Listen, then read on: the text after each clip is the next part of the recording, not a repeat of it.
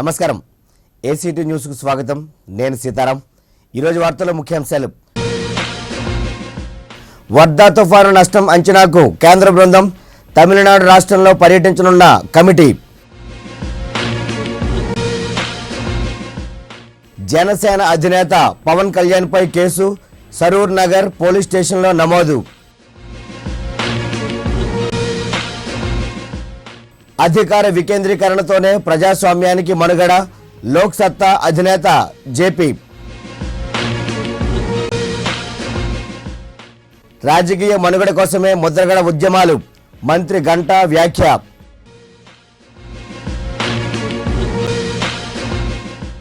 కాపులకిచ్చిన హామీలను అమలు చేయాలి కంచం గరిట ఉద్యమంలో కుల పెద్దల డిమాండ్ ఇక వార్తల్లోని వివరాల్లోకి వెళ్దాం. తమిళనాడులో బీభత్సం సృష్టించిన వర్ధా తుఫాను నష్టాన్ని అంచనా వేసేందుకు కేంద్ర ప్రభుత్వ బృందం వచ్చే వారం ఆ రాష్ట్రంలో పర్యటించనుంది. కేంద్ర హోం మంత్రిత్వ శాఖ జాయింట్ సెక్రటరీ ప్రవీణ్ వశిష్ఠ నేతృత్వంలో ఏర్పాటైన ఈ బృందంలో ఆర్థిక, వ్యవసాయ, గ్రామీణాభివృద్ధి, హెచ్ఆర్డీ, వ్యాపార శాఖలకు చెందిన సీనియర్ అధికారులున్నారు. వర్ధా తుఫాను బారిన పడిన వేరువేరు ప్రాంతాల్లో ఈ అధికారులు పర్యటించి నష్టాన్ని అంచనా వేసి కేంద్రానికి ఒక నివేదికను సమర్పిస్తారు. జనసేన అధినేత సినీ హీరో పవన్ కళ్యాణ్ పై కేసు నమోదైంది. జాతీయ గీతాన్ని అవమానపరిచారంటూ హైదరాబాద్ సరూర్ నగర్ పోలీసులు కేసు నమోదు చేశారు. సినిమా హాళ్లు దేశభక్తిని నిరూపించుకునేందుకు పరీక్షా కేంద్రాలుగా మారాయని పవన్ చేసిన ట్వీట్పై హైకోర్టు న్యాయవాది జనార్దన్ గౌడ్ ఫిర్యాదు చేశారు. పవన్ కళ్యాణ్ జాతీయ గీతానికి వ్యతిరేకంగా ప్రచారం చేస్తూ ప్రజలను రెచ్చగొడుతున్నారని న్యాయవాది తన ఫిర్యాదులో పేర్కొన్నారు. అధికార వికేంద్రీకరణతోనే ప్రజాస్వామ్యం మనుగడ సాధ్యమని లోక్ సత్తా వ్యవస్థాపకులు జాతీయ అధ్యక్షులు జయప్రకాష్ నారాయణ పేర్కొన్నారు.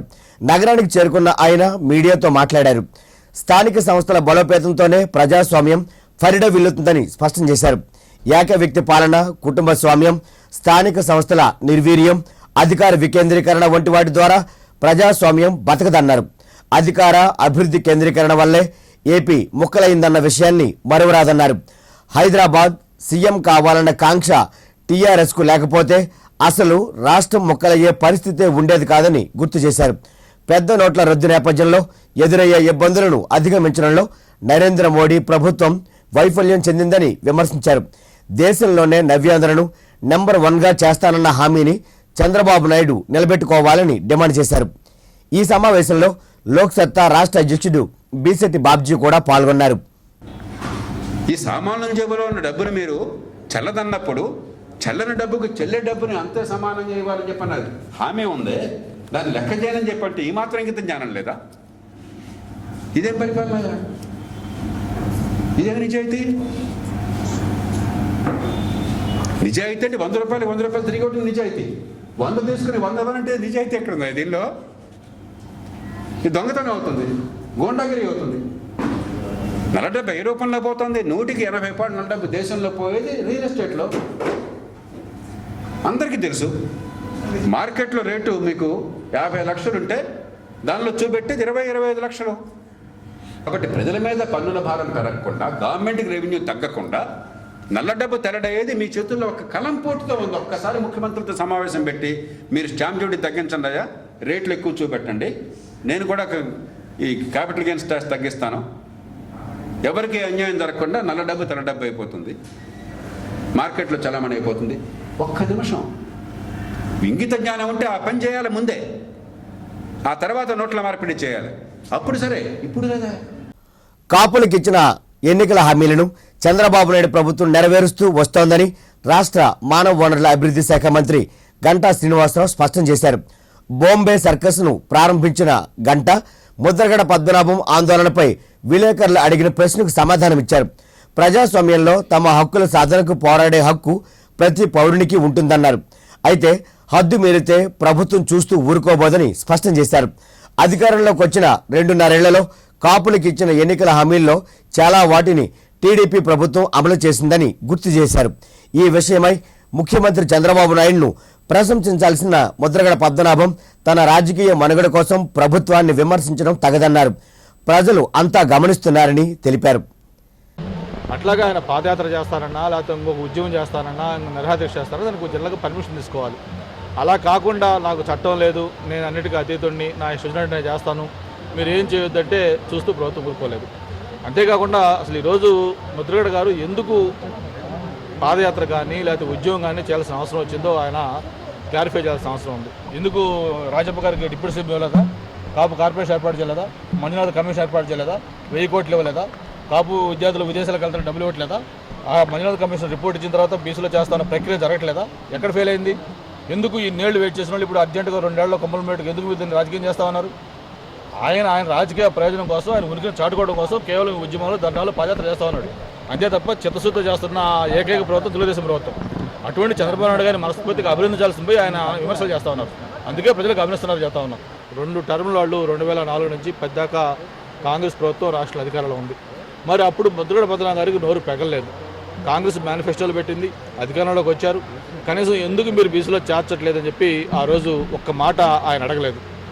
టీడీపీ ప్రభుత్వం కాపులకు ఇచ్చిన ఎన్నికల హామీలను నెరవేర్చాలని జిల్లా కాపు సంఘం డిమాండ్ చేసింది. ఈ మేరకు కంచం గరిటె పేరిట డాబా గార్డెన్స్లోని అంబేద్కర్ విగ్రహం వద్ద నిరసన కార్యక్రమాన్ని చేపట్టింది. కాపులను బీసీ జాబితాలో చేర్చాలని, ఎన్నికల హామీలు నెరవేర్చాలని నినాదాలు చేశారు. ఈ సందర్భంగా కాపు సంఘం నాయకులు బిఎం మూర్తి మాట్లాడుతూ అధికారంలోకి వచ్చి 2.5 ఏళ్లైనా చంద్రబాబు నాయుడు ప్రభుత్వం కాపులకు ఇచ్చిన ఎన్నికల హామీలను నెరవేర్చకపోవడం శోచనీయమన్నారు. ఈ కార్యక్రమంలో కాపు సంఘం నాయకులు హేమంత్, పి ఉషా కిరణ్, నాయుడు తదితరులు పాల్గొన్నారు. ప్రతి వ్యక్తికి, రాష్ట్రంలో ఉన్న ప్రతి జిల్లాకి వినబడేటట్టు ఈ కార్యక్రమాన్ని నిర్వర్తించాం. ఏ విధంగా అంటే ఏదైతే మన రాష్ట్ర ప్రభుత్వం తన మేనిఫెస్టోలో బీసీలుగా చేరుస్తానని ఏదైతే చెప్పిందో దాని ఇంప్లిమెంటేషన్ చేయకుండా రోజు అలాగే ఇప్పటికి 3 సంవత్సరాల దరిదాపులు కావస్తుంది. అలా డ్రాగన్ చేస్తుంది తప్పించి మా యొక్క దీన్ని చేయడం లేదు. దానికి మేమందరం కూడా నిరసన తెలియజేస్తున్నాం. ఇప్పుడు ఇమీడియట్గా రాష్ట్ర ప్రభుత్వం మమ్మల్ని ఏదైతే మేనిఫెస్టో చేశారో బీసీ అలాగే 5,000 కోట్లు ఇవన్నీ కూడా ఇమీడియట్గా ఇంప్లిమెంట్ చేయాలని ఈ రకంగా మేము ప్రార్థిస్తున్నాం. ఇప్పుడొక వాణిజ్య విరామం. యాక్ట్ ఫైబర్ నెట్ ఇప్పుడు అందిస్తున్నారు అద్భుతమైన వేగం, నమ్మశక్యం గాని అనుభవం.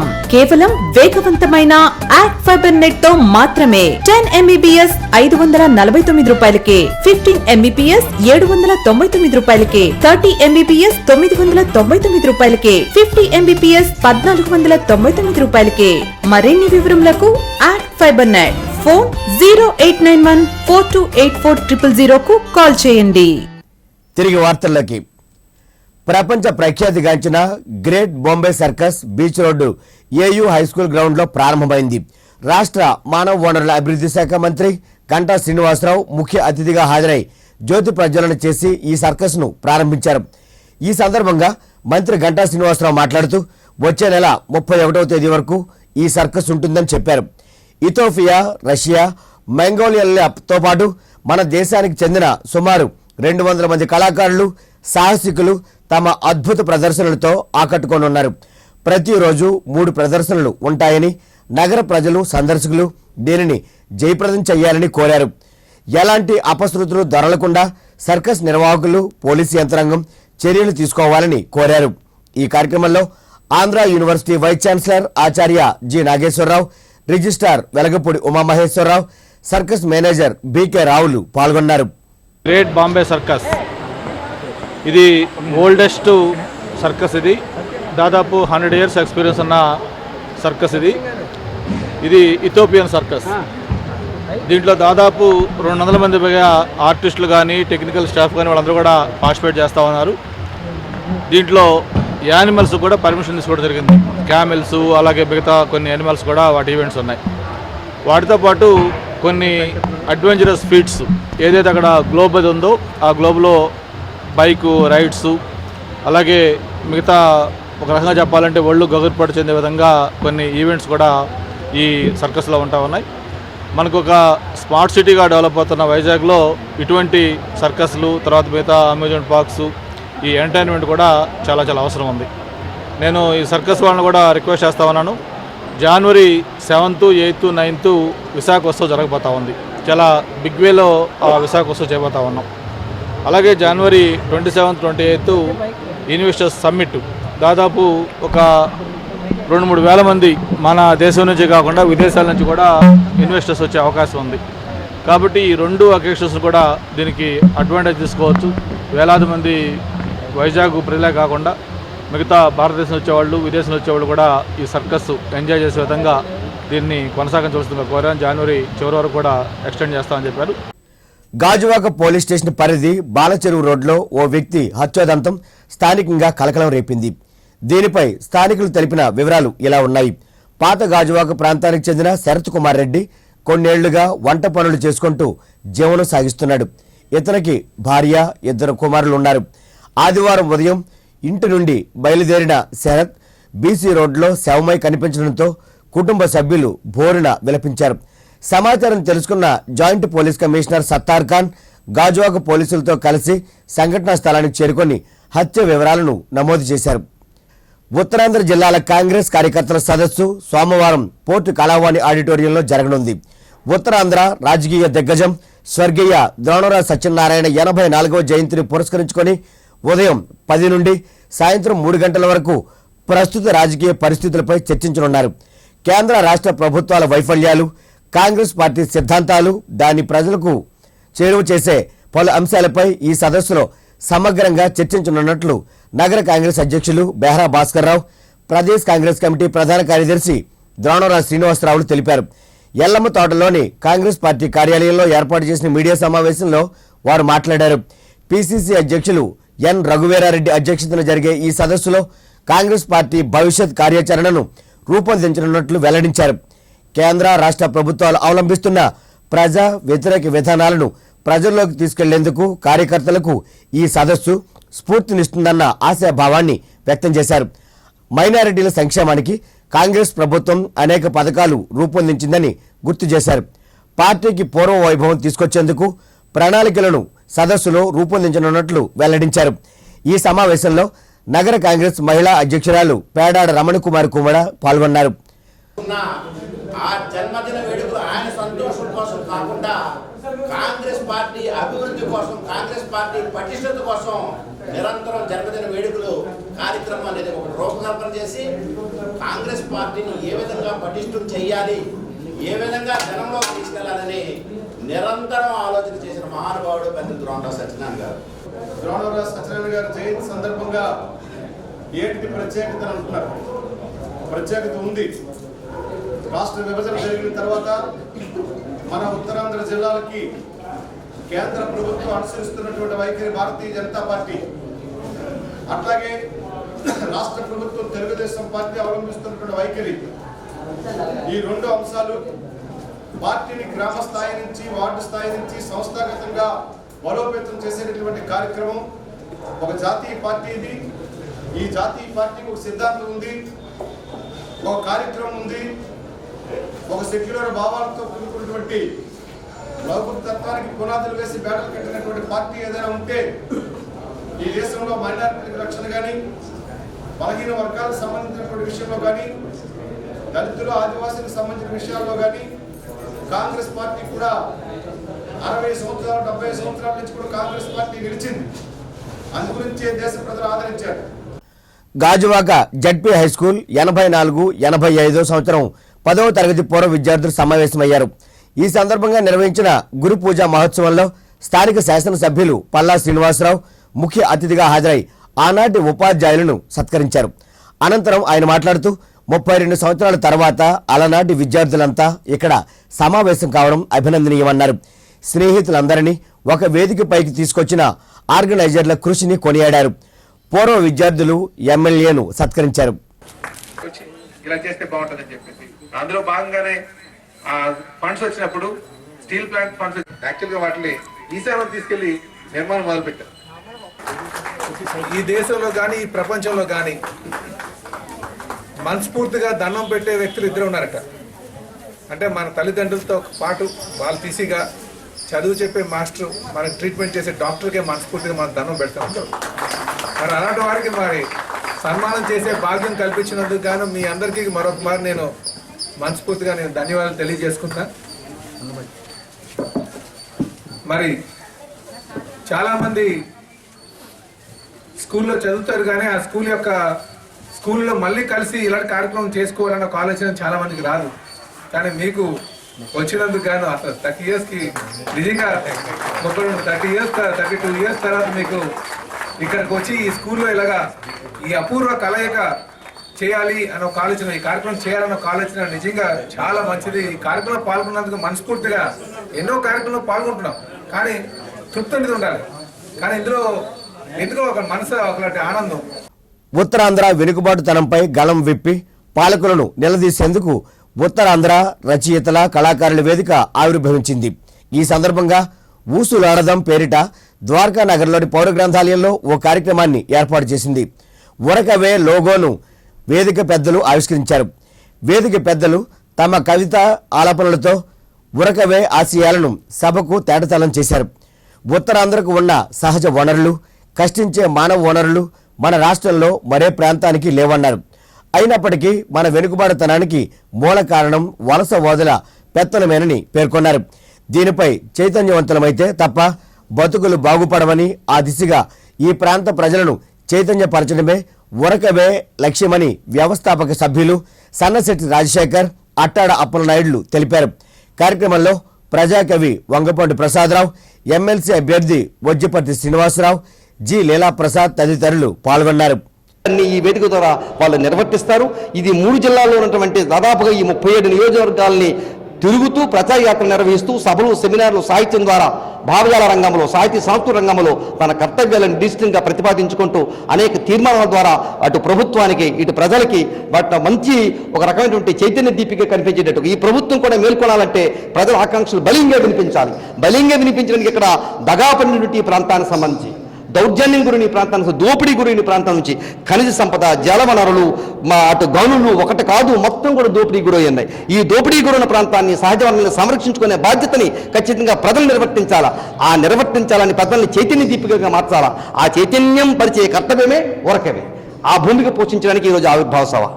సన్నశెట్టి రాజశేఖర్ ఉరకవే ఆవిర్భావంలో ప్రధాన బాధ్యత వహించిన అక్షర సేద్యంతో విశాఖను సస్యశ్యామలం చేసిన విద్యాక్షేత్రం వీటీ స్కూల్. దీనికి 70 వసంతాలు పూర్తయ్యాయి. ఒకే కుటుంబం నిర్వహణలో 7 దశాబ్దాలు దిగ్విజయంగా పూర్తి చేసుకున్న ఏకైక పాఠశాల ఇదే అనడంలో ఎలాంటి అతిశయోక్తి లేదు. 7 పదులు పూర్తి చేసుకున్న సందర్భంగా 3 రోజుల ఉత్సవాలను జరుపుకునేందుకు స్కూల్ యాజమాన్యం సన్నద్ధమవుతోంది. ఆ వివరాలను కళాశాల కరస్పాండెంట్ పి రమణారావు మీడియాకు తెలిపారు. ఈ ఉత్సవాల్లో భాగంగా ఈ నెల 20, 21వ తేదీల్లో విద్యార్థుల సాంస్కృతిక ప్రదర్శనలు, 22న పూర్వ విద్యార్థుల సమ్మేళనం ఉంటాయని చెప్పారు. సమావేశంలో వీటీ కళాశాల ప్రిన్సిపాల్ పి నరసింహారావు, ప్రధానోపాధ్యాయురాలు పి లక్ష్మి పాల్గొన్నారు.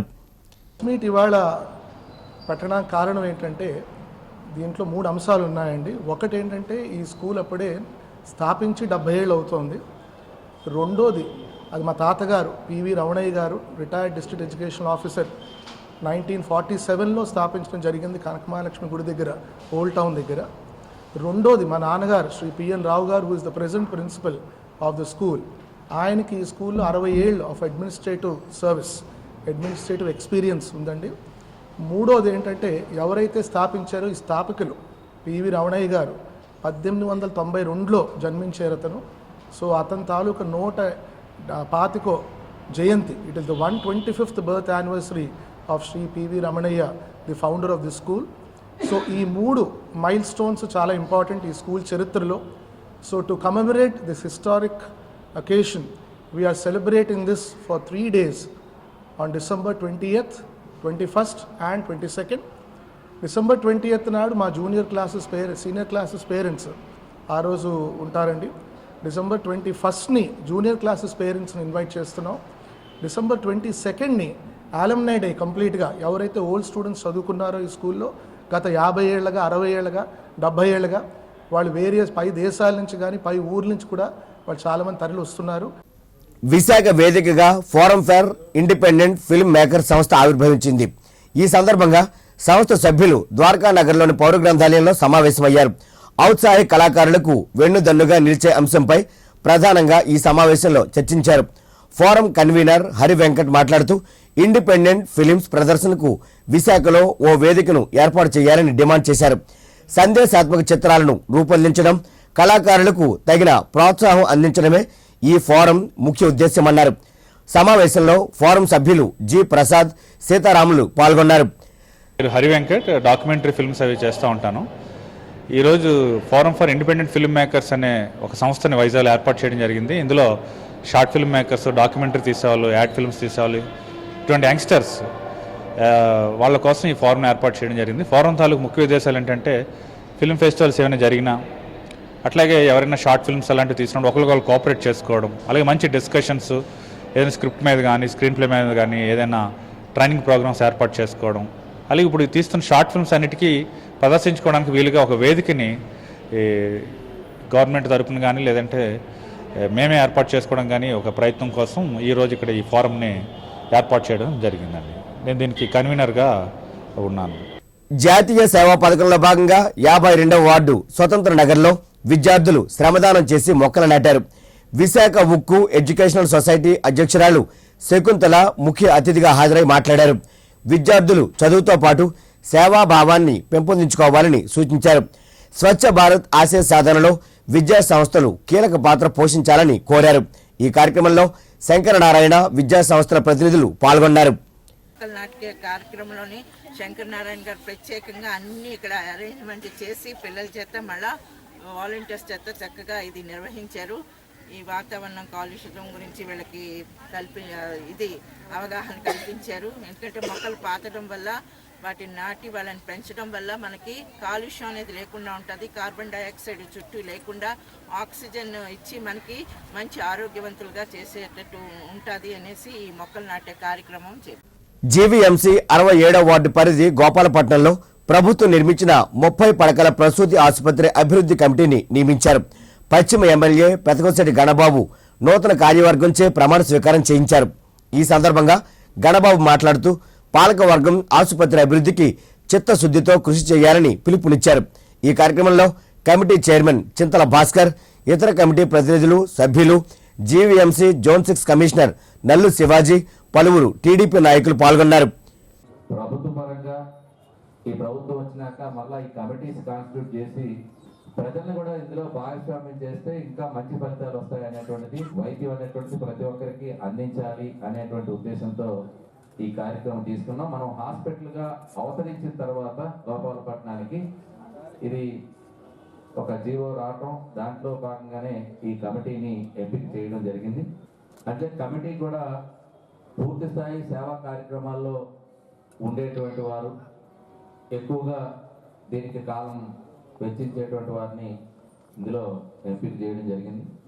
అందులో భాగంగా భాస్కర్రావు ఇక్కడ అందరికీ Savitribai Phule educational charitable trust గాజువాకలో శరీర అవయవదానంపై అవగాహన కార్యక్రమాన్ని నిర్వహించింది.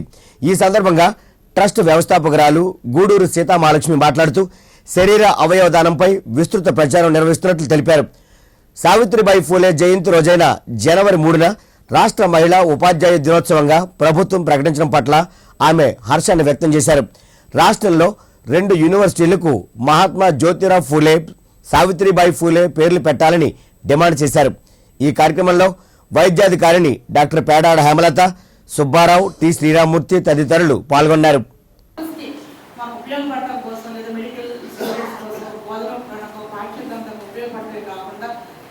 ప్రాణాపాయ పరిస్థితిలో ఉండి మరణశైలి మీద ఉన్న వాళ్ళకి లైఫ్ ఇవ్వడానికి కూడా మన అబ్బాయికి ఆదుకోవడానికి అవయవదానం వేళ ఉపయోగపడుతుంది సుజాత గారు చెప్పారు. మన నోటీసులో అట్లాంటి వాళ్ళు ఎంతో మందిని వేళ చూస్తున్నాం. కొన్ని లక్షల మంది వేళ ప్రభుత్వ లెక్కల ప్రకారమే 35 లక్షల పైన అబ్బాయిలు వివిధ అవయవాలని లోపంతో బాధపడుతూ మరణశైలి మీద ఎదురు చూస్తున్నారు. అట్లాంటి వాళ్ళకి ప్రాణం కోసం ఒక మహత్తరమైన అవకాశం ఈ అవయవదానం వల్ల వచ్చింది. కానీ మన అవయవాలు ఇచ్చిన తీసుకున్న ఒక యంత్రాంగం కావాలి, ఒక ప్రక్రియ కావాలి, స్కిల్ డాక్టర్స్ కావాలి. దానికి సంబంధించిన మల్కాపురం పోలీస్ స్టేషన్ పరిధిలో దొంగలు రెచ్చిపోతున్నారు. తాళం వేసి ఉన్న ఇళ్లను టార్గెట్గా చేసుకుని రాత్రి వేళల్లో దొరికినట్లు దోచుకుపోతున్నారు. శనివారం అర్ధరాత్రి శ్రీహరిపురం, రామ్నగర్, గుల్లలపాలెం ప్రాంతాల్లో జరిగిన వరుస చోరీలే ఇందుకు నిదర్శనం. 4 ఇళ్లలో 7.5 తులాల బంగారం, 10 తులాల వెండి, 30,000 రూపాయల నగదును దొంగలు అపహరించినట్లు బాధితులు తెలిపారు. దీనిపై స్థానిక మాజీ కార్పొరేటర్ పిల్లా కన్నబాబు మాట్లాడుతూ ఇటీవల కాలంలో ఈ ప్రాంతంలో దొంగతనాలు ఎక్కువవుతున్నందున పోలీస్ బీట్ పెంచి దొంగతనాలను అరికట్టాలని విజ్ఞప్తి చేశారు. తలుపులు వేస్తున్నాయి, తాళాలు వేస్తూ తెల్లవారి వచ్చి చూసేటోడికి తలుపులు తీస్తున్నాయి. లోపలికి వెళ్ళి చూసేటోడికి సామాన్లన్నీ చిందరవందరగా పడి ఉన్నాయి అన్నమాట. తాళాలు పోస్తున్నాయి అన్నమాట. ఇంట్లో సామాన్లు బంగారం అది పోయింది. ఏ మాత్రం బంగారం? 3.5 పైన ఉంటుంది. డబ్బులు ఏమైనా పోయింది? డబ్బులేదు. ఒక దండ పగడాల దండ ఒకటి పోయింది. ఇంకా వస్తువులు ఇంకేమైనా పోయింది? అవే చూసారా మీరు? పోయే లేదని చూసాం, లేవు. పోలీస్ మొత్తం బీరోలో సామాన్లన్నీ కింద పడేస్తున్నాయి, బట్టలన్నీ కూడా కిందనే ఉన్నాయి. స్టేషన్కి ఏమైనా ఫిర్యాదు చేశారేమో? ఇప్పుడు వెళ్తున్నాం, చేసాం పోలీసు. ఎవరెవరు ఉంటున్నారు ఇంట్లో? నేను ఒక్కదాన్ని ఉంటున్నాను. పిల్లలమ్మా? పిల్లలు ఎవరి మట్టాలు పెళ్ళిళ్ళు అయ్యాయి, అత్తారింటికి వెళ్ళి. రక్తదానం మరొకరికి ప్రాణదానమని గాజువాక శాసనసభ్యులు పల్లా శ్రీనివాసరావు పేర్కొన్నారు. 63వ వార్డు సనత్ నగర్లో Mahatma Gandhi mother Teresa charitable trust ఏర్పాటు చేసిన మెగా రక్తదాన శిబిరాన్ని ఆయన ప్రారంభించారు. ఈ సందర్భంగా ఎమ్మెల్యే పల్లా మాట్లాడుతూ ఇలాంటి సేవా కార్యక్రమాల్లో యువత ముందుండాలని పిలుపునిచ్చారు. రక్తదానం పట్ల అపోహలు తొలగించి స్వచ్ఛందంగా రక్తదానానికి ముందుకొచ్చేలా యువతను స్వచ్ఛంద సంస్థలే చైతన్యపరచాలని కోరారు. ఈ కార్యక్రమంలో ట్రస్ట్ అధ్యక్షులు జాగారపు శ్రీను, సభ్యులు పాల్గొన్నారు. చాలా మందికి అపోహ ఉంది, బ్లడ్ దాన్ని డొనేట్ చేస్తే ఆరోగ్యం పాడవుతుందని. కానీ సైంటిఫిక్ స్టడీస్ అన్నీ కూడా ప్రూవ్ చేసింది ఏంటంటే మనం ప్రతి 6 నెలలకు ఒకసారి బ్లడ్ ఇవ్వచ్చు. దానివల్ల మరి కొన్ని ప్రాణాలు కాపాడే పద్ధతి ఉంటుంది కనుక యూత్ అంతా కూడా మరి ఈ కార్యక్రమంలో పాల్గొనాలి. 6 నెలలకు ఒకసారి బ్లడ్ ఇచ్చే కార్యక్రమంలో పాల్గొనాలని చెప్పి కోరుతూ మరి జీవీఎంసీ 47వ వార్డు పరిధి హనుమాన్ సంజీవి కాలనీలో ఉన్న సామాజిక భవనం అసాంఘిక కార్యకలాపాలకు నెలవుగా మారుతోందని స్థానికులు ఆవేదన వ్యక్తం చేస్తున్నారు. ఈ ప్రాంత టీడీపీ నాయకుడు ఒకరు అధికారాన్ని చెలాయిస్తూ కమ్యూనిటీ హాల్ తాళాన్ని తన వద్ద పెట్టుకోవడంతో పాటు అది నిరుపయోగంగా మారిందని వాపోతున్నారు. తక్షణమే అధికారులు స్పందించి సామాజిక భవనం నిర్వహణ బాధ్యతను గ్రామస్తులకే అప్పగించాలని కోరుతున్నారు. కాలనీ వాళ్ళందరూ వినియోగించుకునేవారిని.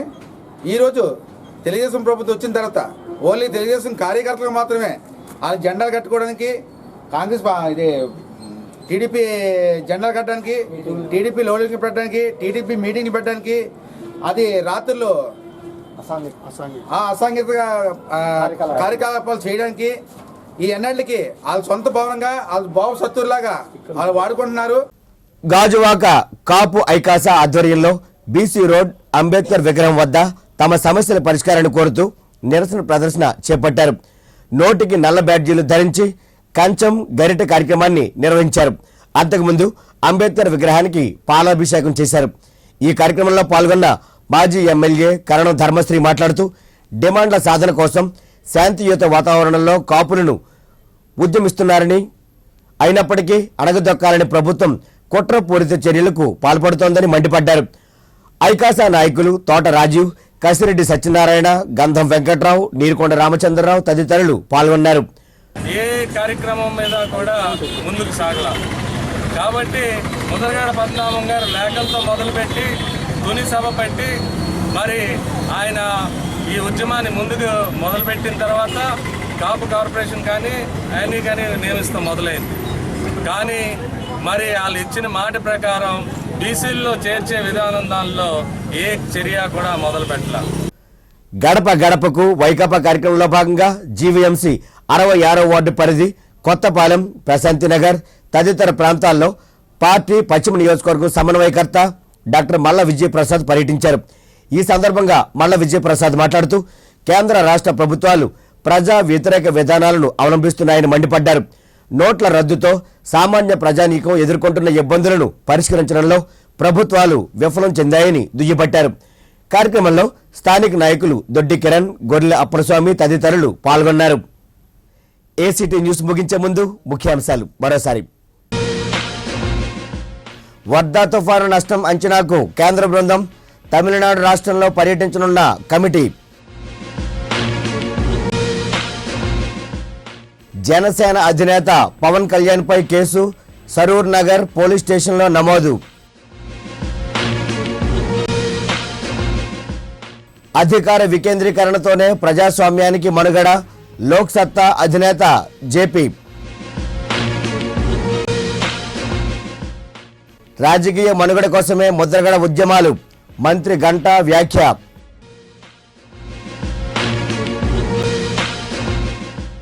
కాపులకిచ్చిన హామీలను అమలు చేయాలి, కంచం గరిట ఉద్యమంలో కుల పెద్దల డిమాండ్. ఈ వార్తలు ఇంతటితో సమాప్తం. నమస్కారం.